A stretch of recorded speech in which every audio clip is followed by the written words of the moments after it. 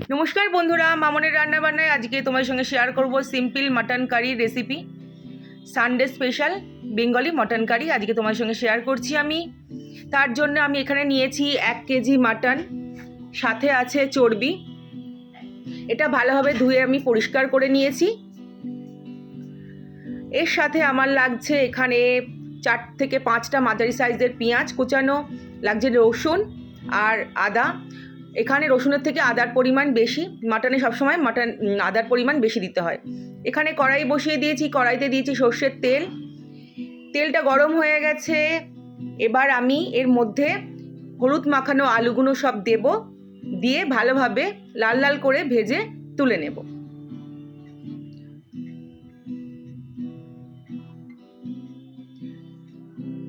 সমস্ত আলু দেওয়া হয়ে গেছে, এবার লাল লাল করে ভেজে নেব।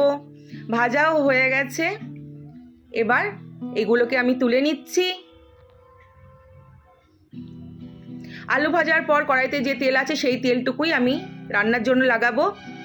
তেলটা গরম আছে তাই এর মধ্যে দিয়ে দিলাম চিনি। চিনি দিলে তরকারির রং খুব ভালো আসে, সেই জন্য চিনিটা দিয়ে দিলাম। তেলটা গরম আছে, চিনিটা দেওয়া হয়ে গেছে, চিনিটাও লাল লাল হয়ে গেছে। এবারে দিচ্ছি ফোড়ন, তেজপাতা আর গোটা গরম মশলা।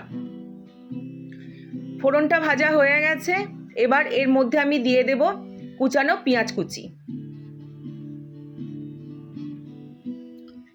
পেঁয়াজটা আমি পিঙ্ক করে বা গোলাপি করে ভেজে নেব। এটা আমি লাল লাল করে ভাজবো না। নরম হয়ে গেছে পেঁয়াজ, এর মধ্যে দিয়ে দিচ্ছি টমেটো। টমেটো দিলে টমেটো আর পেঁয়াজ একসাথে ভালোভাবে গলে যায়। দুটোই ভালোভাবে গলে গেছে। এবার এর মধ্যে দিয়ে দেব আদা আর রসুন পেস্ট। আদা রসুন পেস্ট দেওয়ার পরে দিয়ে দিচ্ছি পরিমাণ মতো লবণ, দিচ্ছি 2 টেবিল চামচ হলুদ গুঁড়ো,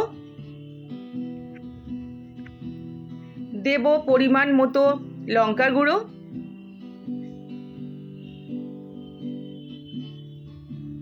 এবার সবকটা মশলা আর গুঁড়ো মশলা সব একসাথে আমি কষিয়ে নিচ্ছি।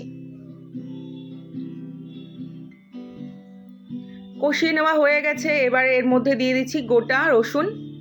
এটা আমি খেতে ভালোবাসি মাটনের সাথে, সেই জন্য দিয়ে দিলাম ভালো করে ধুয়ে গোটা রসুন। এর মধ্যে দিয়ে দিচ্ছি ধোয়া মাটনটা।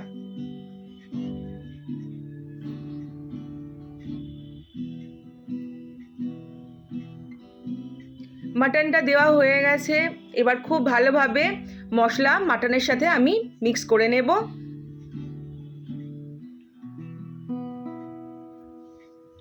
মিক্স করে নিয়েছি, এবার এটাকে আমি চাপা দিয়ে দেব। রান্নাটা পুরোটা হবে চাপা দিয়ে। চাপা খোলার পরে দেখো এমন জল বেরাচ্ছে আস্তে আস্তে। আমি পুরোটাই করি কষিয়ে, আমার কাছে কষানোটাই মেন, সেই জন্য চাপা দিয়ে দিয়ে আমি 40 থেকে 50 মিনিট এইভাবে কষিয়ে নেব। এই কষাতে কষাতেই মাংস অর্ধেক হয়ে যায় আমার।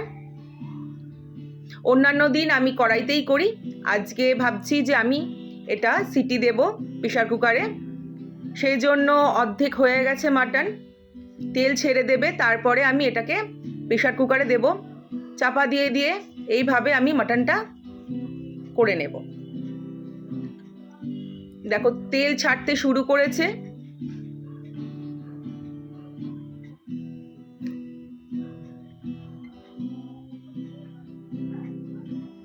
সবজি হোক বা মাটন, যাই কষাবে তারই টেস্ট বেড়ে যাবে। রান্নার মূল মন্ত্র কষানো। আমি গ্যাসটা সিমে দিয়ে এটাকে কষাচ্ছি। কষানো হয়ে গেছে, এবারে দেব আলু। আলুটা দিয়ে মশলার সাথে আবার একইভাবে মিক্স করে নেব।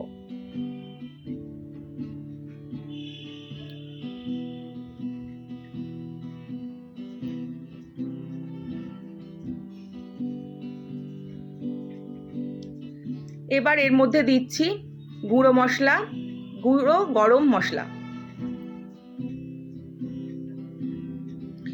ভালোভাবে মিক্স করে নিলাম।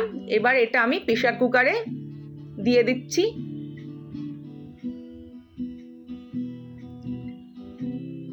প্রেশার কুকারে দিলে একরকম টেস্ট হয়, কড়াইতে রান্না করলে একরকম টেস্ট হয়।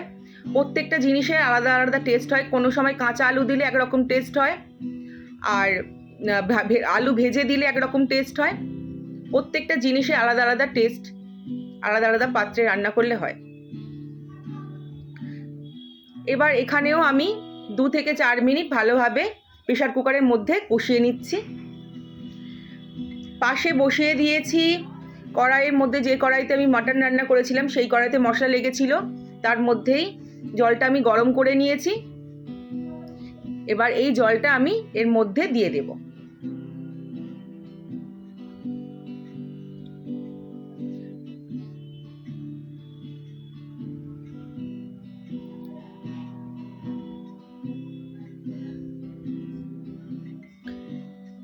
এবার প্রেশারের মুখটা আমি লাগিয়ে দিচ্ছি। 80% মাটন আমার হয়ে গেছিলো। আমি এতে একটাই সিটি দেব, কারণ আমার প্রেশার কুকারটা খুবই ভালো, দুটো দিলে একদম গলে যাবে। সেই জন্য আমি একটা সিটি দিলাম। সিটি দেওয়ার পরে ঠান্ডা হওয়ার পরে দেখো খুলে নিয়েছি।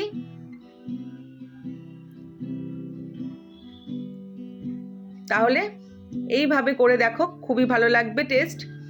আর আমি এইভাবে করি। আর রসুন খেতে তো অসাধারণ লাগে। কার কার আমার মতো রসুন খেতে ভালোবাসো আমাকে কিন্তু অবশ্যই জানি।